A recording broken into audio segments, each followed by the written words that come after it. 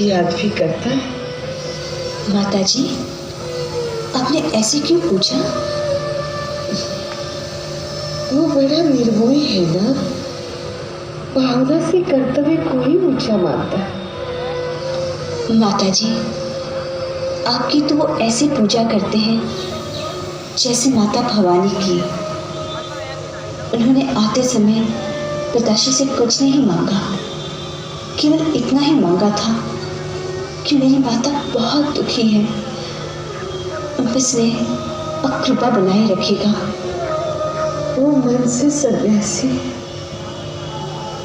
फिर भी उसे सबका ध्यान रहता है।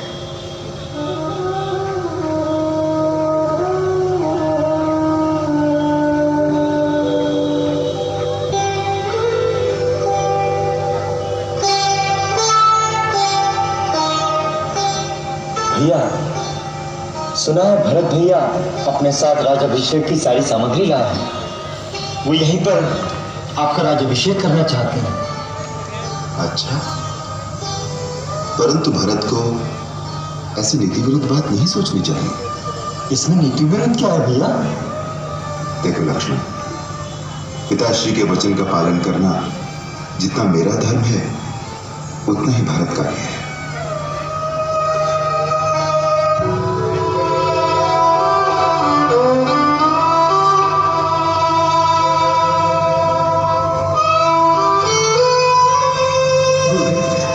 नहीं माने, राम भैया नहीं माने। क्या नहीं माने? बस उनका भाव जानने के लिए मैंने लक्ष्मण द्वारा उनको सूचना की थी कि हम उनका राज्याभिषेक यही करना चाहते हैं, परंतु उन्होंने कह दिया भरत ऐसी नीति विरुद्ध बात कभी सोच ही नहीं सकता। पिता के वचन का पालन करना जितना मेरा धर्म है उतना ही भरत का भी। गुरुदेव आप मेरे लिए कुछ कीजिए, मैं मर जाऊंगा। आप राम भैया को आज्ञा दीजिए। भरत, तुम्हारे प्रेम की पराकाष्ठा देखकर वशिष्ठ का मन भी विचलित हो रहा, तो क्या राम पर उसका प्रभाव नहीं पड़ेगा? लगता है तुम्हारे निश्चल प्रेम की धारा में तीनों लोग बह जाएंगे। सच गुरुदेव, मेरे राम भैया भी। हाँ, तेरे राम भैया भी। यदि मानव के हृदय से सच पुकार निकले तो स्वयं भगवान को भी अपने नियम तोड़ देने पड़ते हैं। कल सवेरे हम सभा बुलाएंगे, उसमें सब निर्णय हो जाएगा। गुरुदेव,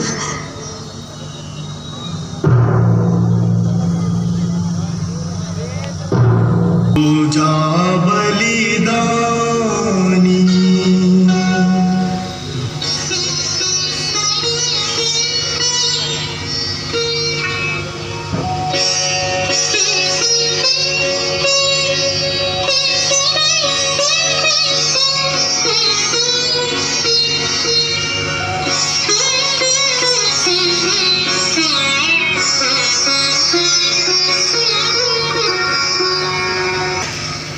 तुम धर्म, नीति और ज्ञान के भंडार हो। सबके मन के भाव तुम पर विदित हैं और उनमें खरा और खोटा कौन है इसकी पहचान भी तुम्हें है।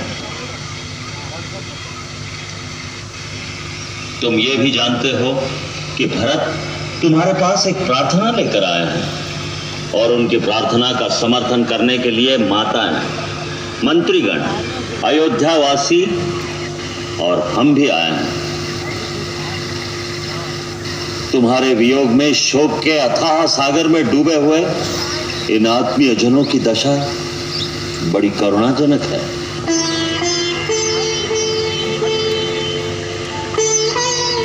तुम तो करुणा निधान हो, अब इनका दुख कैसे दूर हो उसका कोई उपाय तुम्हें अवश्य करना चाहिए।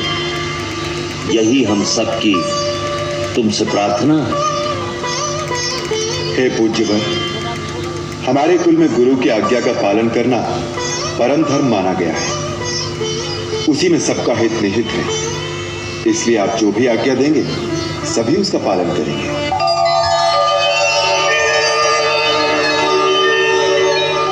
मैं सारी सभा के सामने प्रतिज्ञा करता हूं, मेरे लिए आपकी जो भी आज्ञा होगी उसे शिरोधार्य करके उसका पालन करूंगा।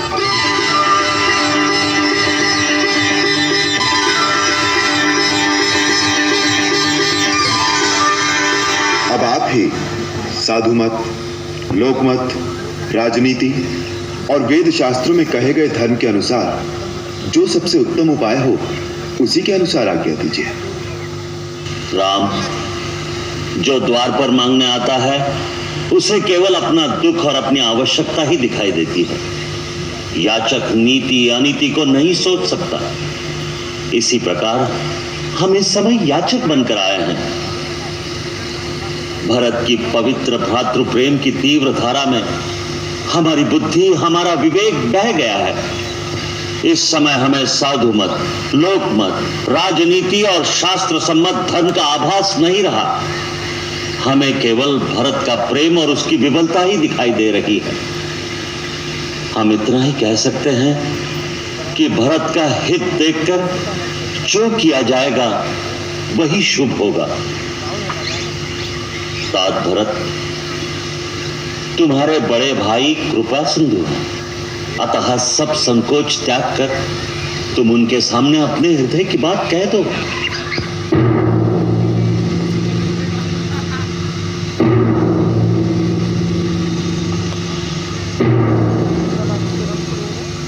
परम पूज्य गुरुदेव, भैया, समस्त ऋषिगण, अयोध्या राज्य के माननीय मंत्रीगण और प्रजाजन, मैं आप सबके सामने इस सभा में खड़ा होकर घोषणा करता हूं कि अयोध्या के जिस राज्य के असली उत्तराधिकारी श्री राम हैं, मेरी माता ने बड़ी कुटिल नीति द्वारा मेरे पिताश्री महाराज दशरथ को उनके दिए हुए वचन के जाल में फांस कर वो राज मुझे दिला दिया।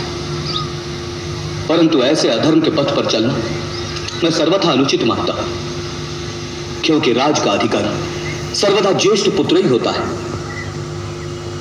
हमारे कुल की विधि और विधान भी यही है, इसलिए उसके विरुद्ध जाना अधर्म होगा। मैं ये भी जानता हूं कि मुझ जैसे पापी के मुख से धर्म और अधर्म की बातें सुनकर सारा संसार परिहास करेगा, परंतु मुझे एक ही आशा है, श्री राम जैसा दाता यह नहीं देखेगा कि मांगने वाला पात्र है या कुपात्र। इसलिए मेरे अवगुणों को ना देखकर मेरी यह प्रार्थना स्वीकार कीजिए। अपने कुल धर्म के अनुसार अयोध्या के राज सिंहासन को ग्रहण करके मुझे और मेरी कलंकिनी माता को अपने पापों का प्रायश्चित करने में सहायता कीजिए।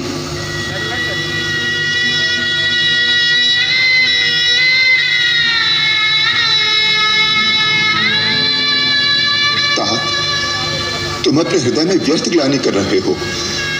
मैं भगवान शंकर को साक्षी करके कहता हूं कि तीनों काल और तीनों लोकों में तुम जैसा धर्मात्मा पुरुष न हुआ है और न होगा।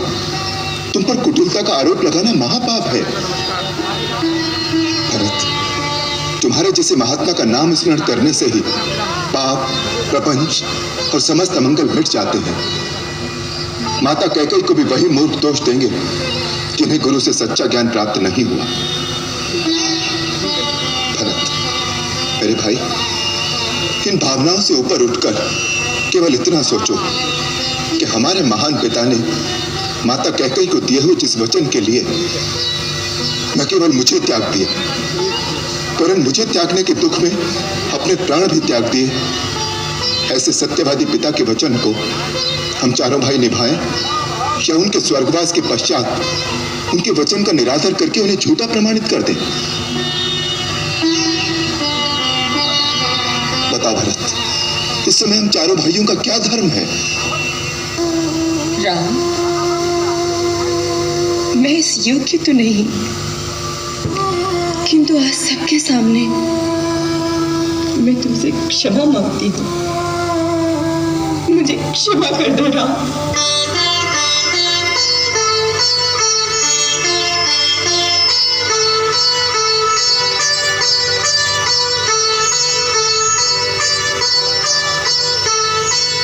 स्वर्गीय महाराज ने मुझे वर दिए थे, वो मेरे प्रति वचनबद्ध थे।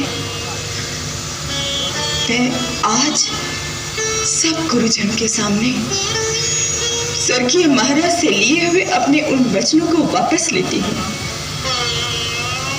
और तुम सबको अपने उन वचनों से मुक्त करती हूँ। इसके लिए बहुत देर हो गई माता। आपको वचन देने अथवा अपना वचन वापस लेने का अधिकार केवल पिताश्री को था। मैं तो केवल इतना ही जानता हूं कि पिताश्री के परलोक सिधारने के बाद उनके वचन का पालन करना एक पुत्र के लिए संसार के सब धर्मों से बड़ा धर्म है। मुझे विश्वास है अपने अंतिम समय में भी उन्हें इस बात पर गर्व रहा होगा कि उनके पुत्र ने उनके वचन का पालन किया। क्या उनकी मृत्यु के बाद हम उनका वो गर्व नष्ट कर देंगे? भरत, हमारे पिता जाने से पहले ये आज्ञा दे गए हैं कि एक पुत्र वन में रहे तथा दूसरा राजा बने। उनकी इस आज्ञा का पालन करना ही हम सबका धर्म है। ठीक है, अगर यही धर्म है तो मैं 14 वर्ष वन में रहता हूं, परंतु आप अयोध्या लौट जाइए। धर्म व्यापार नहीं होता भरत जो वस्तुओं का अदल बदल कर लिया जाए। धर्म अति कठोर और व्यक्तिगत होता है। यदि हर प्राणी अपना कर्तव्य एक दूसरे के कंधे पर डाल दे तो उस सृष्टि में अनाचार फैल जाएगा। तुम राजा होकर ऐसे अनाचार की बात सोचते हो तो उसका प्रभाव प्रजा के साधारण मनुष्यों पर क्या पड़ेगा? ये बात कहते हुए तुमने उचित अनुचित का विचार नहीं किया मेरे भाई। भैया इस समय मुझे उचित अनुचित कुछ नहीं सूझ रहा। बस मुझे एक ही बात का भरोसा है, मेरे भैया का मुझ पर इतना स्नेह है कि बचपन में भी जब कभी मैं खेल में हार जाता था तो वो मेरे लिए झूठ बोलकर भी मुझे जिता देते थे। आज भी उसी स्नेह को याद करके मैं अपने स्नेही भैया से ये बात कहने का साहस कर रहा हूं कि आज भी आप उचित अनुचित का विचार त्याग कर मुझे जिता देंगे। भैया मैं आपका वही छोटा सा भरत हूं भैया। तुम्हारे लिए तो मैं आज भी झूठ बोलने का पाप कर सकता हूं, क्योंकि उसमें केवल पाप का दंड मुझे ही भोगना होगा। परंतु तुम मुझसे वो कार्य करने को कह रहे हो जिससे हमारे पिताश्री का वचन झूठा हो जाएगा।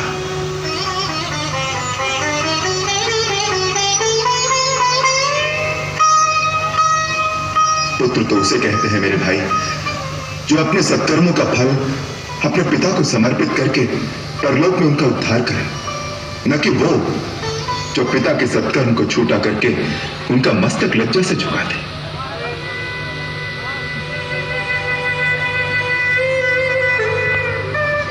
तो ठीक है भैया, आप अपना कर्तव्य निभाइए, मैं अपना धर्म निभाता हूं। मैं भी इसी परण कुटी के सामने कुशा बिछाकर अन्न जल ग्रहण किए बिना तब तक बैठा रहूंगा जब तक इसका निर्णय नहीं हो जाता कि श्री राम को भरत प्यारा है या नहीं तो इन्हीं चरणों में प्राण दे दूंगा। नहीं भरत, नहीं।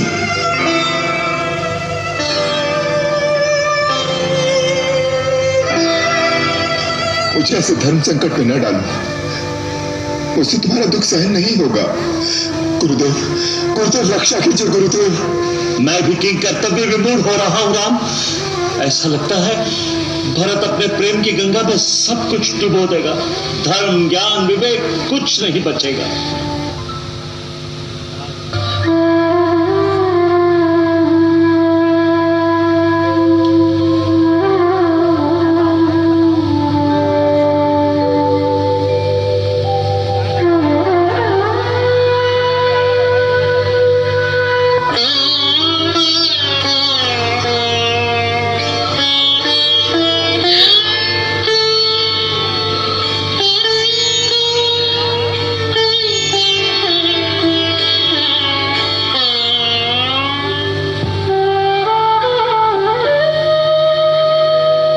कुलगुरु महर्षि वशिष्ठ की जय हो। मैं मिथिला के महाराजा जनक का दूत समस्त गुरुजनों के श्री चरणों में प्रणाम करता हूँ। क्या समाचार लाया? महाराजा जनक महारानी सुनंदा के साथ चित्रकूट की ओर पधार रहे हैं।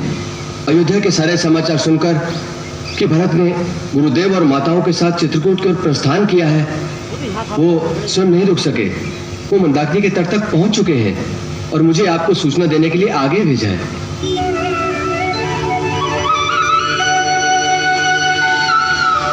यह अति आनंददायक सूचना आज निष्पक्ष रूप से हमारी समस्या सुलझा देंगे। राम, भरत, तुम चारों भाई आगे बढ़कर महाराज जनक का उचित स्वागत करें। जो आज्ञा गुरुदेव।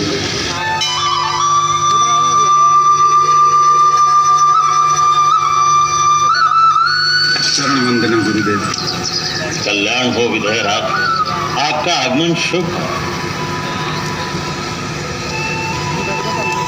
चिरंजीव हो।